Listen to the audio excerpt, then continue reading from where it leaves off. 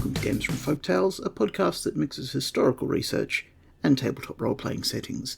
I'm your host, Timothy Ferguson, for this second half of our Edith Nesbit episodes. This week, The Book of Beasts from The Book of Dragons. We had one of Edith Nesbit's ghost stories last week, so this week, one of her tales for children. I compulsively reread The Book of Dragons when I was in primary school. I waited for it to hit the public domain in the United States, and I planned to grab it the first weekend it was available, but the day before I planned to start, Laurie Ann Walden claimed it, and I didn't want to record a duplicate. Fair play to her, thanks to her for the recording, and to her production team. Monster statistics on the blog. The Book of Dragons by Edith Nesbit. Chapter 1. The Book of Beasts. Read by Laurie Ann Walden. He happened to be building a palace when the news came, and he left all the bricks kicking about the floor for Nurse to clear up. But then the news was rather remarkable news. You see, there was a knock at the front door and voices talking downstairs, and Lionel thought it was the man come to see about the gas, which had not been allowed to be lighted since the day when Lionel made a swing by tying his skipping rope to the gas bracket. And then, quite suddenly, Nurse came in and said, "Master Lionel, dear, they've come to fetch you to go and be king."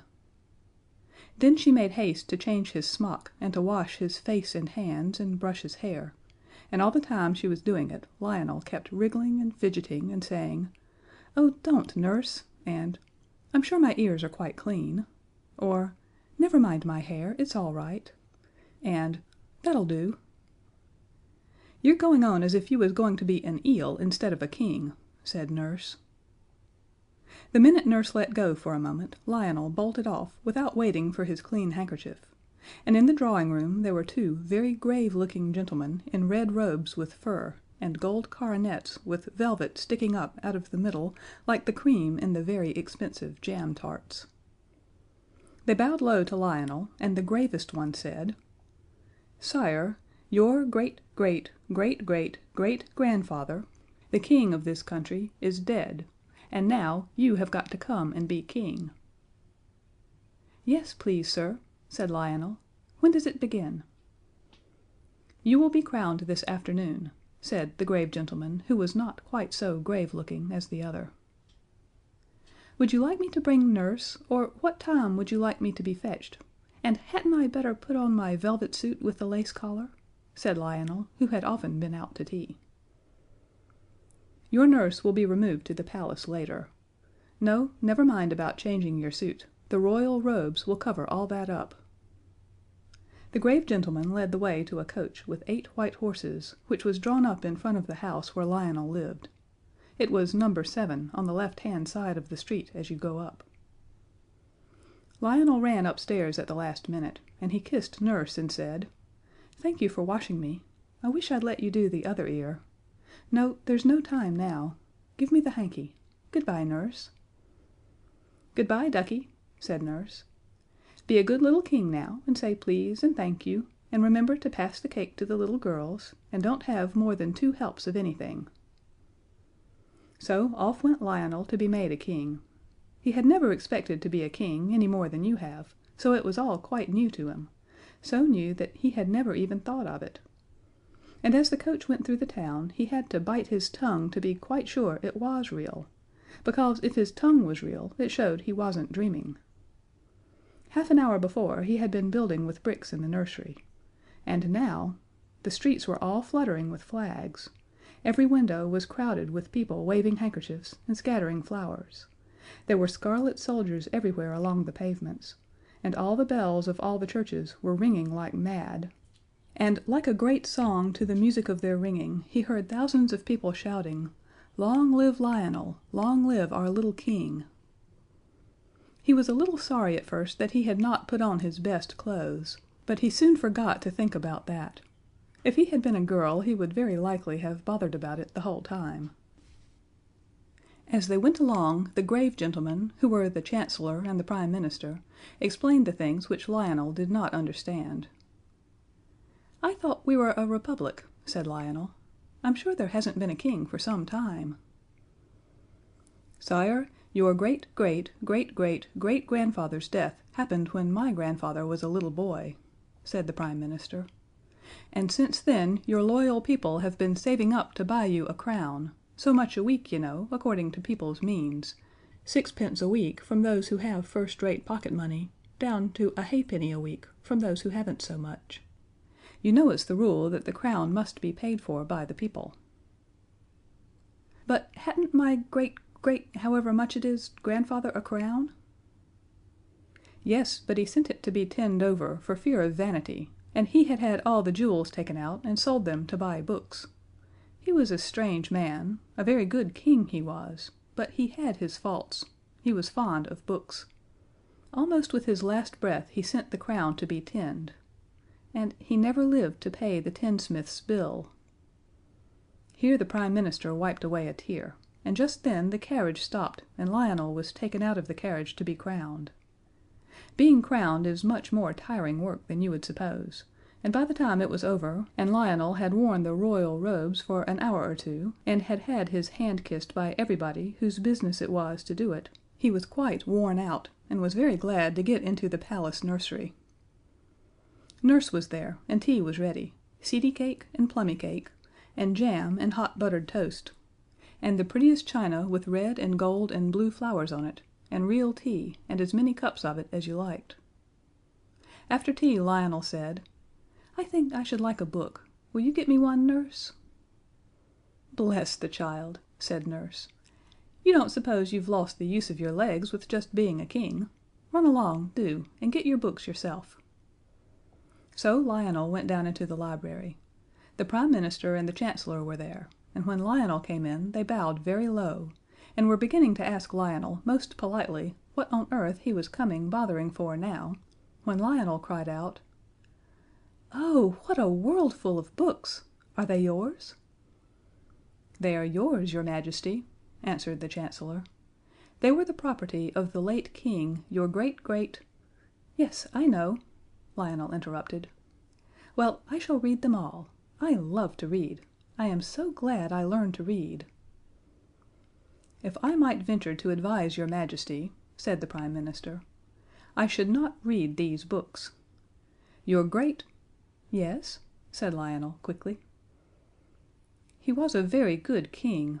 Oh yes, really a very superior king in his way, but he was a little, well, strange." "Mad?" asked Lionel cheerfully. "No, no." Both the gentlemen were sincerely shocked. "Not mad, but if I may express it so, he was too clever by half. And I should not like a little king of mine to have anything to do with his books." Lionel looked puzzled. "The fact is," the Chancellor went on, twisting his red beard in an agitated way, "your great—" "Go on," said Lionel.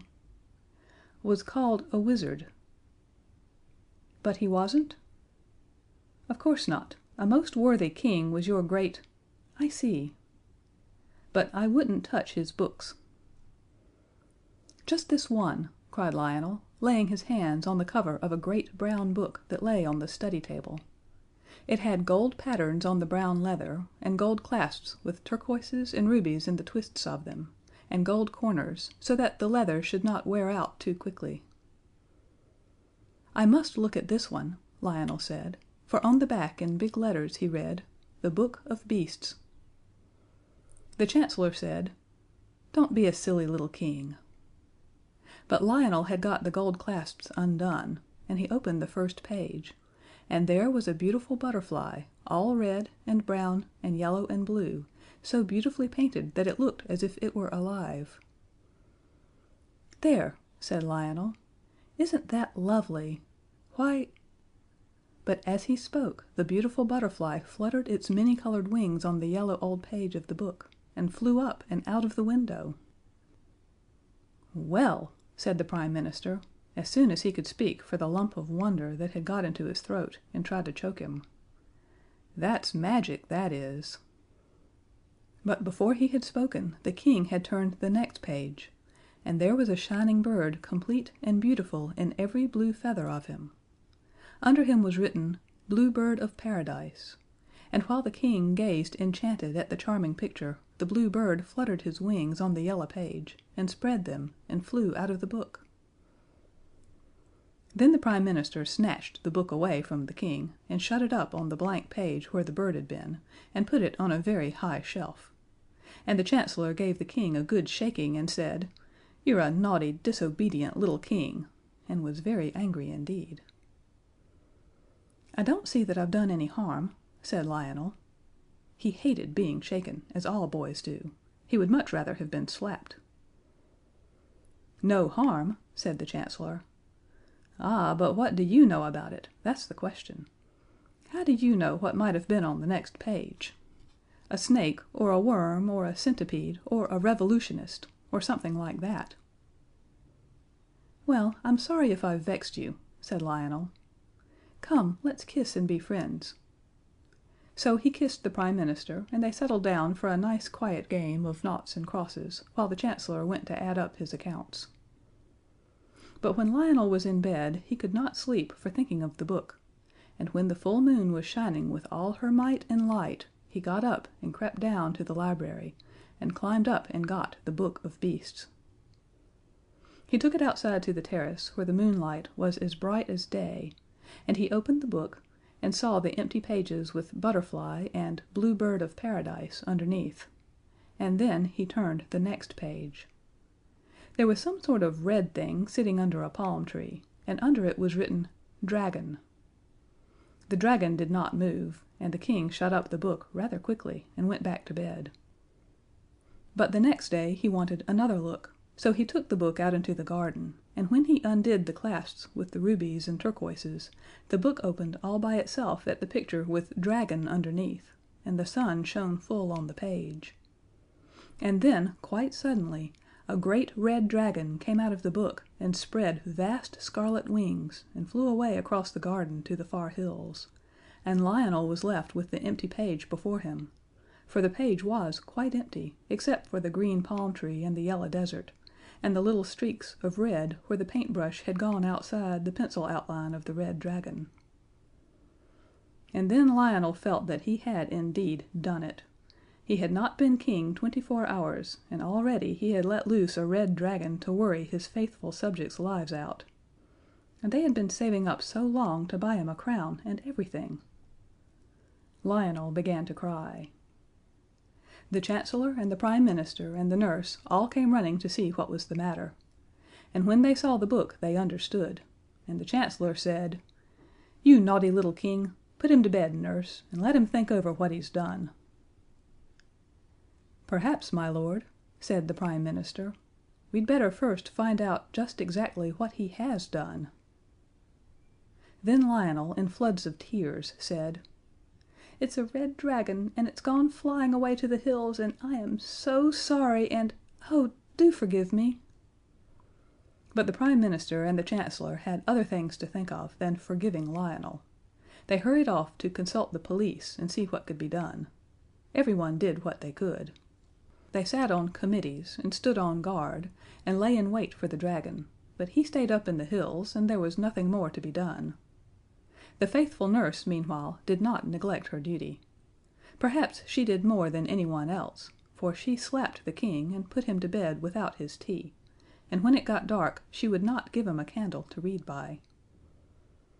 "You are a naughty little King," she said, "and nobody will love you."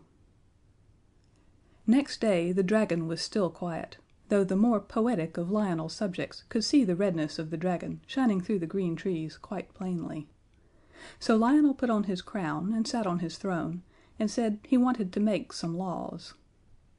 And I need hardly say that though the Prime Minister and the Chancellor and the nurse might have the very poorest opinion of Lionel's private judgment, and might even slap him and send him to bed, the minute he got on his throne and set his crown on his head, he became infallible, which means that everything he said was right, and that he couldn't possibly make a mistake. So when he said, "There is to be a law forbidding people to open books in schools or elsewhere," he had the support of at least half of his subjects, and the other half, the grown-up half, pretended to think he was quite right. Then he made a law that everyone should always have enough to eat, and this pleased everyone except the ones who had always had too much. And when several other nice new laws were made and written down, he went home and made mud houses, and was very happy. And he said to his nurse, "People will love me now I've made such a lot of pretty new laws for them." But Nurse said, "Don't count your chickens, my dear. You haven't seen the last of that dragon yet." Now the next day was Saturday, and in the afternoon the dragon suddenly swooped down upon the common in all his hideous redness, and carried off the soccer players, umpires, goalposts, ball, and all. Then the people were very angry indeed, and they said, "We might as well be a republic, after saving up all these years to get his crown and everything." And wise people shook their heads and foretold a decline in the national love of sport. And indeed soccer was not at all popular for some time afterward. Lionel did his best to be a good king during the week, and the people were beginning to forgive him for letting the dragon out of the book. "After all," they said, "soccer is a dangerous game, and perhaps it is wise to discourage it." Popular opinion held that the soccer players, being tough and hard, had disagreed with the dragon so much that he had gone away to some place where they only play cat's cradle, and games that do not make you hard and tough. All the same, Parliament met on the Saturday afternoon, a convenient time, for most of the members would be free to attend, to consider the dragon. But unfortunately the dragon, who had only been asleep, woke up because it was Saturday, and he considered the Parliament, and afterwards there were not any members left. So they tried to make a new Parliament, but being a member of Parliament had somehow grown as unpopular as soccer playing, and no one would consent to be elected, so they had to do without a Parliament. When the next Saturday came around, everyone was a little nervous, but the red dragon was pretty quiet that day and only ate an orphanage. Lionel was very, very unhappy. He felt that it was his disobedience that had brought this trouble on the Parliament, and the orphanage, and the soccer players, and he felt that it was his duty to try and do something. The question was, what? The blue bird that had come out of the book used to sing very nicely in the palace rose garden, and the butterfly was very tame, and would perch on his shoulder when he walked among the tall lilies. So Lionel saw that all the creatures in the Book of Beasts could not be wicked like the dragon, and he thought, "Suppose I could get another beast out who would fight the dragon." So he took the Book of Beasts out into the rose garden, and opened the page next to the one where the dragon had been just a tiny bit to see what the name was. He could only see Cora, but he felt the middle of the page swelling up thick with the creature that was trying to come out, and it was only by putting the book down and sitting on it suddenly, very hard, that he managed to get it shut. Then he fastened the clasps with the rubies and turquoises in them, and sent for the Chancellor, who had been ill since Saturday, and so had not been eaten with the rest of the Parliament, and he said, "What animal ends in Cora?" The Chancellor answered, "The Manticora, of course." "What is he like?" asked the King. "He is the sworn foe of dragons," said the Chancellor. "He drinks their blood. He is yellow, with the body of a lion and the face of a man. I wish we had a few Manticoras here now, but the last died hundreds of years ago, worse luck." Then the King ran and opened the book at the page that had Cora on it, and there was the picture, Manticora, all yellow, with a lion's body and a man's face, just as the Chancellor had said. And under the picture was written, Manticora. In a few minutes the Manticora came sleepily out of the book, rubbing its eyes with its hands, and mewing piteously. It seemed very stupid, and when Lionel gave it a push and said, "Go along and fight the dragon, do," it put its tail between its legs and fairly ran away. It went and hid behind the town hall, and at night when the people were asleep it went around and ate all the pussycats in the town, and then it mewed more than ever. And on the Saturday morning, when people were a little timid about going out, because the dragon had no regular hour for calling, the Manticora went up and down the streets and drank all the milk that was left in the cans at the doors for people's teas, and it ate the cans as well.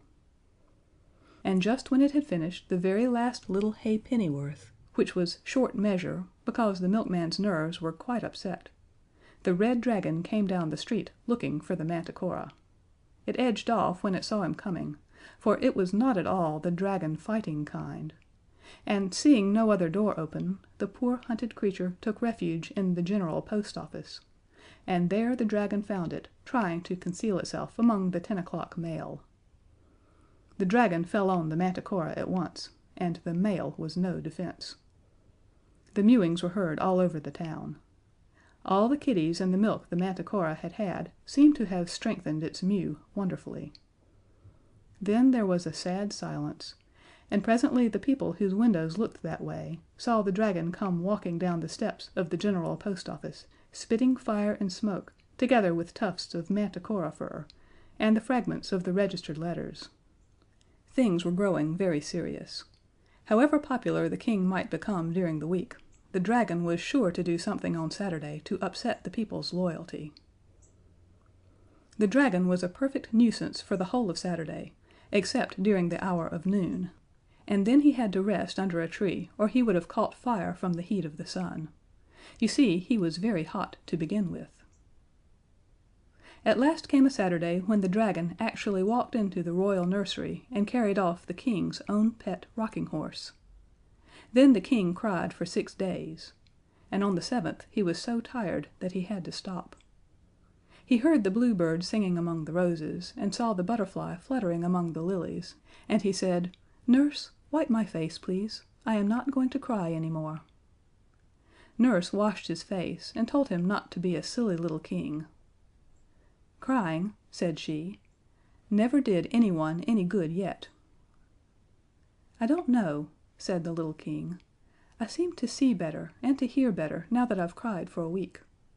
Now, Nurse dear, I know I'm right, so kiss me in case I never come back. I must try to see if I can't save the people." "Well, if you must, you must," said Nurse. "But don't tear your clothes or get your feet wet." So off he went. The bluebird sang more sweetly than ever, and the butterfly shone more brightly, as Lionel once more carried the Book of Beasts out into the rose garden and opened it, very quickly so that he might not be afraid and change his mind. The book fell open wide, almost in the middle, and there was written at the bottom of the page, "Hippogriff," and before Lionel had time to see what the picture was, there was a fluttering of great wings and a stamping of hoofs, and a sweet, soft, friendly neighing, and there came out of the book a beautiful white horse with a long, long white mane and a long, long white tail, and he had great wings like swan's wings, and the softest, kindest eyes in the world, and he stood there among the roses. The Hippogriff rubbed its silky soft, milky white nose against the little King's shoulder, and the little King thought, "But for the wings you are very like my poor, dear, lost rocking horse." And the bluebird's song was very loud and sweet. Then suddenly the King saw coming through the sky the great, straggling, sprawling, wicked shape of the red dragon, and he knew at once what he must do. He caught up the Book of Beasts and jumped on the back of the gentle, beautiful Hippogriff, and leaning down he whispered in the sharp white ear, "Fly, dear Hippogriff, fly your very fastest to the Pebbly Waste." And when the dragon saw them start, he turned and flew after them, with his great wings flapping like clouds at sunset, and the Hippogriff's wide wings were snowy as clouds at moonrise. When the people in the town saw the dragon fly off after the Hippogriff and the King, they all came out of their houses to look, and when they saw the two disappear, they made up their minds to the worst, and began to think what they would wear for court mourning. But the dragon could not catch the Hippogriff. The red wings were bigger than the white ones, but they were not so strong, and so the white-winged horse flew away and away and away, with the dragon pursuing, till he reached the very middle of the Pebbly Waste. Now, the Pebbly Waste is just like the parts of the seaside where there is no sand, all round, loose, shifting stones, and there is no grass there, and no tree within 100 miles of it.